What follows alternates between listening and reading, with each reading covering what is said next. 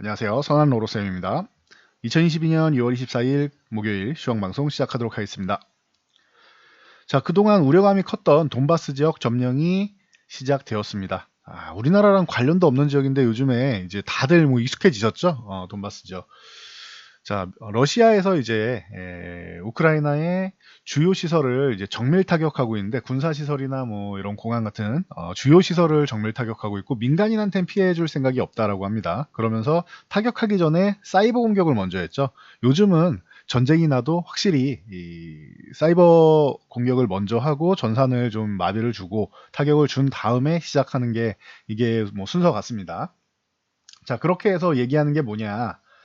자, 지금 돈바스 지역에 파견하는 평화유지군, 이 평화유지군을 요즘에 러시아에서 이렇게 불러요. 평화유지군이 아니고 평화확보군이라고 부릅니다. 그러면은 돈바스 지역을 이제 점령하겠다라는 뭐 이런 뜻을 좀 내포하고 있지 않나 보는데 이쪽은 기존에도 이제 독립하는 걸 승인한다. 그래서 우리가 군대를 파병하겠다라고 얘기했으니까 이 부분에 대해서 이제 글로벌 사회가 얘네 전면전으로 가는 거냐, 뭐 돈바스 점령하고 협상을 할 거냐 이 가운데서 이제 좀 말이 좀 많을 것 같아요. 그래서 일단은 제재부터 가할 가능성이 높다. 뭐 러시아에서는 말하는 거는 이렇습니다. 돈바스 주민의 안전을 위해서 우크라이나의 무장 해제가 필요하다. 라고 하면서 지금 무장을 해제시키고 있는 것이고 군사시설을 이제 타격을 주고 있는 겁니다. 그래서 본인들은 민간인을 위협하거나 전면전을 할 생각이 없다라고는 계속 얘기해요.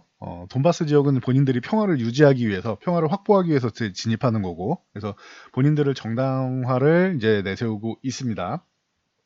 근데 뭐 뚜껑은 열어봐야 알겠죠. 여기서 또 이제 뭐 우크라이나까지 뭐 들어가느냐 이런 부분은 이제 고려를 해봐야 되는데 이 우크라이나의 대응도 또 중요하겠죠. 진짜로 우크라이나에서 이제 뭐 군사력으로 뭐 해결을 보려고 한다라고 하면은 이제 뭐 러시아도 이제 명분이 생기니까요. 또 우리는 돈바스 지역까지만 하려고 했고 너네 무장 해제가 필요하니까 안전을 위해서 한 건데 니네가 공격하면 우리도 대응하겠다라는 형식으로 나올 수가 있겠죠. 그 공격은 사실 본인들이 먼저 했음에도 불구하고. 자, 그래서 푸틴이 지금도 얘기하는 거는 외교적 해결은 가능하지만 안보가 더 중요하다라고 합니다. 그래서 돈바스 지역의 안보 쪽을 챙긴다라고 보시면 될 것 같아요. 자, 그러다 보니 우리가 이제 러시아에서 원하는 게 뭐냐를 봐야 되는데 뭐 여러 가지 원하는 게 있겠죠. 크게 뭐 보면은 계속 말씀드렸듯이 우크라이나의 나토 가입성을 배제하는 겁니다. 그래서 우크라이나가 나토 가입을 못하면은 이제 중립지대로 만들겠다는 거죠. 우크라이나를. 이거는 많이 말씀드렸으니까 기억나실 거예요. 나토 가입을 하지 말고 중립적으로 만들자. 이렇게 되면 뭐냐. 우크라이나에 미군이 진출하거나 미군의 미사일 배치, 우리나라 사드 배치처럼 전진기지 역할을 하지 않는 것. 이 개념을 계속 얘기하고 있는 거예요. 미군 미사일 배치 같은 가능성 같은 경우 차단하고 이런 부분을 계속 얘기하는 거예요. 우크라이나의 중립지대. 그리고 최근에 나토 쪽에서 동유럽 쪽으로 자꾸 이렇게 진출을 하니까 러시아가 경고하는 것도 있습니다. 야, 우리 압박하지 마라고 나토 쪽을 경고하는 것도 있습니다. 그래서 이 정도까지 보시면 될 것 같아요. 이렇게 중립지대로 만들어야 우크라이나가 추후에라도 우리 핵 개발은 안 한다, 핵 개발하겠다라는 얘기를 이제 안 할 수 있겠죠. 우크라이나는 이미 우라늄을 보유하고 있고 소련 시절에 핵 기술을 보유하고 있기 때문에 지금 마음만 먹으면 본인들이 우리 핵 개발한다라고 선언하면은 마음만 먹으면 수년 내에 만들 수 있습니다. 뭐 한간에는 1, 2년에도 만들 수 있다라고 하는데 그것까지는 모르겠고 수년 내에는 만들 수 있지 않을까 뭐 그렇게 얘기하고 있습니다. 빠르면 1, 2년에도 가능하다라는 얘기까지 나올 정도니까요.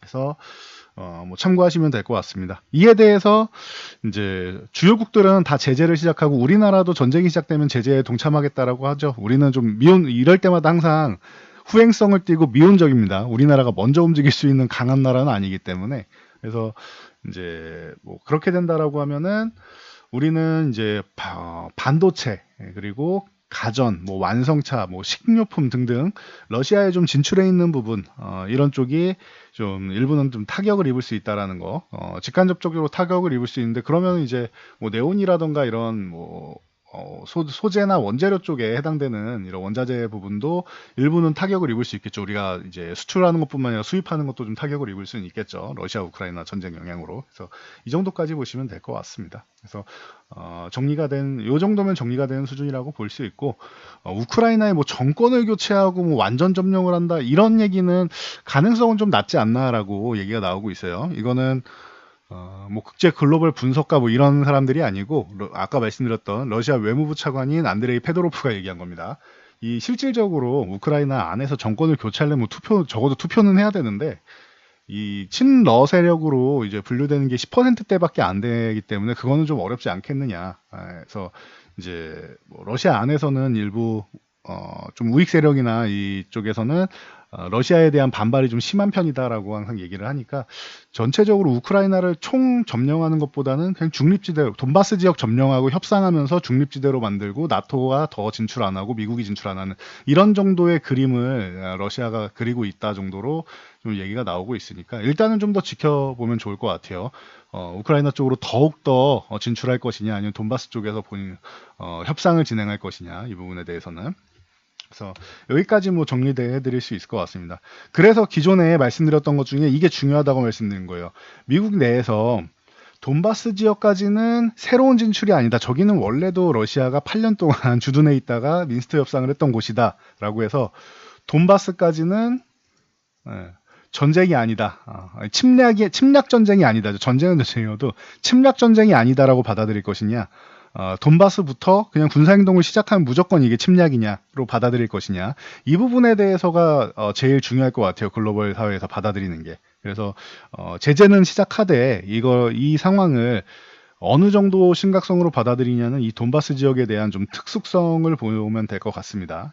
그래서 분쟁 지역이라고 생각하면은 이제 조금은 이제 완화적인 시선이 될 수 있고 돈바스 지역은 분쟁 지역이 우크라이나 땅이니까 우크라이나 땅이라고 얘기하면은 이제 러시아가 이제 침략한 것을 좀 심각하게 받아들일 수 있겠죠. 이거는 지역적인 부분에 대해서도 뭐 동유럽이나 뭐 이런 쪽에서 유럽 쪽이나 동유럽 이쪽에서는 좀 강하게 받아들일 수 있고 좀 먼 지역에서는 좀 완화적으로 받아들일 수는 있겠죠. 그러니 이 부분은 좀 우리가 결정할 수 있는 건 없으니 일단은 지켜보도록 하겠습니다. 뭐 이에 대해 트럼프가 뭐 어제 뭐 이미 나왔었는데 뭐 푸틴은 천재다. 역시 쟤는 돈바스 들어가기 전입니다. 돈바스 지역 저렇게 평화유지군 파견하겠다고 명령을 내렸는데 천재다. 쟤 저기 점령한 다음에 협상할 거다. 나라면은 그런 상황 안 만들었을 텐데 바이든이 너무 물러 터져가지고 저런 상황 만든 거다. 근데 푸틴은 저렇게 하는 거 보면 천재가 맞다라고 그 트럼프가 얘기를 했죠. 차기 대선 역시 노리고 있는 것 같습니다. 그래서 이 정도까지 정리해드리면 될 것 같아요. 정치 외교적인 부분이 좀 많이 들어갔다라고 말씀을 드렸는데 역시나 뭐 트럼프까지 등장하는 거 보니까 어느 정도는 좀 영향이 있는 것 같습니다. 그래서 러시아가 이번에 본인들이 원하는 것들을 다 챙기고 갈지 전쟁이 확대될지 뭐 이런 부분은 조금 더 지켜보는 게 맞는 것 같습니다. 일단은 시작은 되었다라는 것. 돈바스 지역 쪽에 하나고 이제 민간인 보호라고 하는데 사실 저 돈바스 분쟁 지역인데 우크라이나 쪽에서 제압을 하려고 해도 제압이 잘 안 되고 있죠. 저기에 이제 뒤를 봐주는 게 러시아라는 뜻인데 이 민간인 사이에도 이미 그 뭐 용병들이랑 해서 좀 침투해 있지 않느냐라는 얘기가 많이 있기 때문에 뭐 참고 정도 하시면 될 것 같습니다.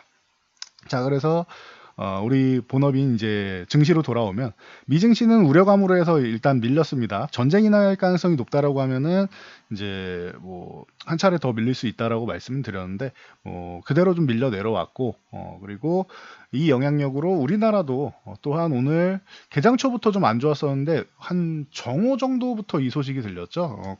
군사시설 정밀 타격하고 있다. 어제는 뭐 사이버 테러 정도 뭐 얘기가 먼저 나왔었고 그래서 군사 정밀 타격을 하고 있다. 군사시설 쪽을 타격하고 있다. 민간인은 그래도 웬만하면 건드리지 않으려고 한다라고 하는데 뭐 나오는 외신마다 조금 다른 것 같습니다. 어디에서는 민간인 피해가 있다, 어디에는 뭐 민간인은 안 건드리고 있다 하는데 피해가 좀 있지 않나 싶습니다. 그 부분은 그래서 큰 피해를 만들고 있지는 않으려고 하지만 뭐 아예 없을 수는 없겠죠. 그래서 이 정도까지 뭐 체크해드리면 될 것 같아요. 그래서 수급 동향을 보면은 여전히 어제도 말씀드렸지만 외국인들이 아예 전면전보다는 돈바스 지역 점령 정도하고 이제 협상하는 정도로 이제 생각을 하지 않나 싶은데 지금 오늘도 그 정도인 것 같아요. 그래서 주식을 뭐 1,000억 매도했지만 선물을 뭐 2만 계약, 3만 계약 이렇게 대량 매도하는 상황은 나오지 않았고 그리고 풋옵션은 대신 들고 갑니다. 기존에 풋옵션 대량 매수해놨던 거에 조금 더 추가를 해놨죠. 그러니까 이 뜻은 이제 추가적으로 밀리면은 밀리는 걸 그냥 받아들이겠다. 받아들이고 그리고 나서 풋옵션이 청산되면은 그때 저점 잡고 올라온다 정도로 생각하시면 돼요. 그래서 지금은 하방향을 열어두고 리스크 관리 정도는 이 풋옵션 쪽으로 해서 단기적으로 밀릴 수 있는 쪽으로 하고 추세적으로 밀리는 상황을 고려하지 않는다 정도로 보시면 될 것 같아요. 외국인들의 시각입니다. 그리고 반대로 보시면은 우리나라 기관 투자자 같은 경우도 이게 전쟁이 돈바스 지역을 넘어서 우크라이나 점령하는 점령전으로 간다거나 하면은 기관도 이렇게 하락 포지션을 청산하거나 하지는 않아요. 근데 기관이 하락 포지션을 청산하고 있죠. 지금 보면은. 그리고 선물 같은 경우도 투신권에서 매도하면 금융투자에서 다 받아줬죠. 이런 식으로 되지는 않는다라는 거. 금융투자에서는 어떻게 보면은 상승 포지션만 가져가는 거죠. 선물 대량 매수에 풋옵션 대량 매도, 상승 포지션만 가져가는 거죠. 거기에 콜옵션 매수까지. 그러면은 우리나라 금융투자 쪽에 증권사 쪽에 계신 분들이 똑똑하신 분들이 들어있지 이 바보들만 들어가 있는 게 아니란 말이에요. 이분들도 이쪽에서는 나름 엘리트 분들이 들어가 계신 건데 이분들이 이렇게 포지션을 잡아놨다라는 거는 전체적인 힘은 외국인이 세지만 이분들도 무시할 수 없다라고 항상 말씀드리죠. 만기 특히 옵션 만기일 같은 경우에는 이분들이 하락 포지션을 크게 구축하지 않고 오히려 상승 포지션을 좀 구축하면 기존에 들고 있던 걸 좀 청산하는 거죠. 하락 포지션을 좀 청산하고 상승 포지션을 좀 구축해 가고 있다라고 하면 선물이야 내일 정도에 투신한테 나온 거를 물량을 좀 받아준 거라고 하면 좀 정리할 수는 있겠지만 아주 과도한 하단을 여기 우리 전저점 하단 같은 경우로 흔들기 정도는 나와도 그렇다고 이게 추세적으로 쫙 내려와 가지고 2000포인트가 깨지고 하는 지금 비관론자들이 많은데 그 정도 움직임은 안 나온다라고 지금 전체적으로 보고 있는 것 같습니다. 그래서 현재 수급 동향만 보면 이 정도로 예측할 수 있고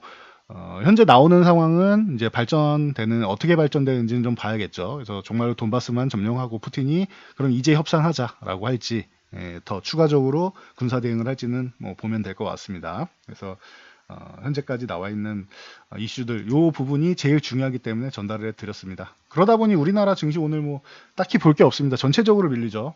반도체 가전, 완성차, 전기차 이런 제조업 쪽 그리고 식품업 등이 가장 큰 타격이 있을 가능성이 높다. 러시아랑 또 밀접하기 때문에 그렇게 말씀을 드렸는데 그러니까 삼성전자도 72,500원 구간 잘 버텨주다가 단기적으로 좀 이탈을 했습니다. 이 구간은 추후에 이 리스크가 회복되면 빠르게 회복될 수 있는 구간이라고는 보는데 단기적으로는 리스크를 가지고 가는 거죠.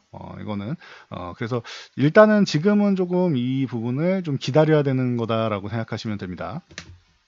자, 그래서 오늘은 이 정도가 되고 한국은행 금통위에서 기준금리는 동결을 했습니다. 그래서 물가 상승률 전망치는 이제 2%에서 3.1%로 상향했으니까 이 부분 참고하시고 그렇다라고 하면 추후에 추가적으로 올해 금리 인상을 단행할 가능성이 있다라는 거 참고하시면 될 것 같아요. 그래서 이주열 이제 한국은행 총재의 여기서 이제 종료를 마치고 이제 마지막은 이제 동결하는 것으로 마무리했다라고 생각하시면 될 것 같습니다.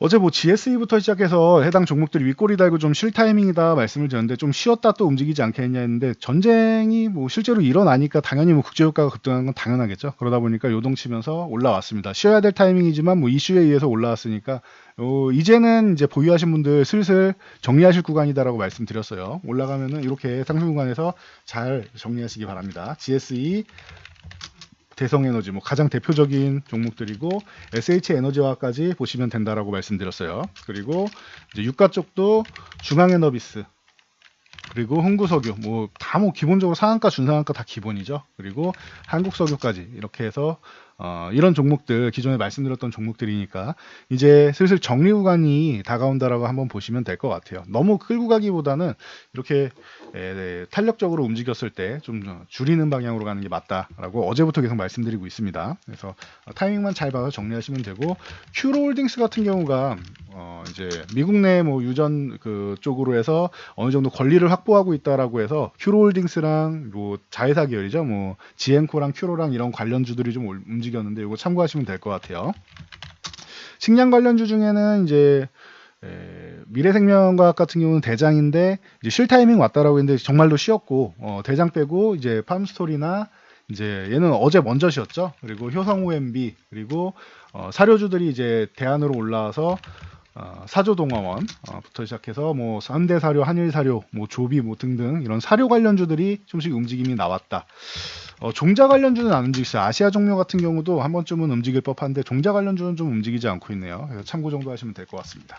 그리고 전쟁 났으니까 당연히 뭐 방산주는 움직였겠죠. 그래서 빅텍을 비롯해서 뭐 한일단조, 스페코, 퍼스텍, 휴니드 이런 전쟁 관련주들, 이 방산주들 이쪽이 큰 폭의 움직임이 나왔다. 네, 여기도 마찬가지입니다. 항상 말씀드리지만 방산주는 이번 이슈가 아니라 북한 이슈가 됐던 어디가 됐던 항상 뭐 단기로 좀 치고 빠지는 뭐 이거는 트레이딩이라고 하기도 굉장히 짧게 해야 되는 그런 이제 뭐 당장 뭐 하루짜리 이틀짜리 치고 빠지는 전략으로 진행하는 게 맞다라고 항상 말씀드리죠. 참고하시면 될 것 같습니다. 그리고 엘컴텍이나 IT센 같은 경우는 금 관련주로 좀 움직였는데 뭐 제 생각은 그렇다고 말씀드렸어요. 엘컴텍을 매매해서 금 관련주를 매매할 것 같으면은 그냥 금 선물을 매매하는 게 낫지 않나라고 생각이 듭니다. 굳이 주식시장에 상장되어 있는 종목을 금 관련이라고 해서 살 거면은 그냥 금 선물을 매매하시는 게 낫지 않나 싶어요. 그냥 금을 매매하시는 게. 그래서 오늘은 종목들은 특이 동향은 이 정도로 마무리하는 게 맞는 것 같습니다. 다른 종목들은 전체적으로 시총상위주들부터 시작해서 전체적으로 대부분이 뭐 하락하는 게 정상인 종목이고 상승한 종목들이 뭐 기특하다 싶은 종목들인 것 같아요. 코스피 오른 종목 106 종목이고 코스닥은 89 종목밖에 안 됩니다. 그러면은 하락 종목이 2000 종목이 넘는다는 거예요 오늘. 그래서 뭐 상승 종목을 요런 이번 전쟁에 관련돼서 나와 있는 인플레이션 관련주들이나 뭐 식량 인플레이션, 에너지 인플레이션 그리고 전쟁, 뭐 방산주 이런 쪽 빼고는 오늘 다들 뭐 장중에는 조금 움직임이 나오긴 했지만 다들 좀 이렇게 약할 수밖에 없는 날이다라고 보시면 될 것 같습니다. 그래서 우리가 뭐 지금 할 수 있는 건 좀 소식을 기다리면서 다만 이제 인명 피해는 좀 없기를 최소로 하기를 기원하는 마음 정도 가지고 좀 기다리면서 이제 돈바스 지역 분쟁이 좀 빨리 해결되고 추가적인 전면전보다는 전면전은 계속 안 한다고 하니까 돈바스 지역은 본인들이 평화를 위해서 들어가는 거고 그러니까 전면전으로 확대되지 않고 여기서 협상이 진행되기를 좀 기원해 보도록 하겠습니다. 인명피해 최소한으로 하고 그래서 이 정도로 마무리하고 저는 물러가도록 하겠습니다. 자, 영상이 도움되셨다면 좋아요와 댓글 하나씩 남겨주시고요. 영상 잘 참고해서 모두 안전 투자하시기 바랍니다.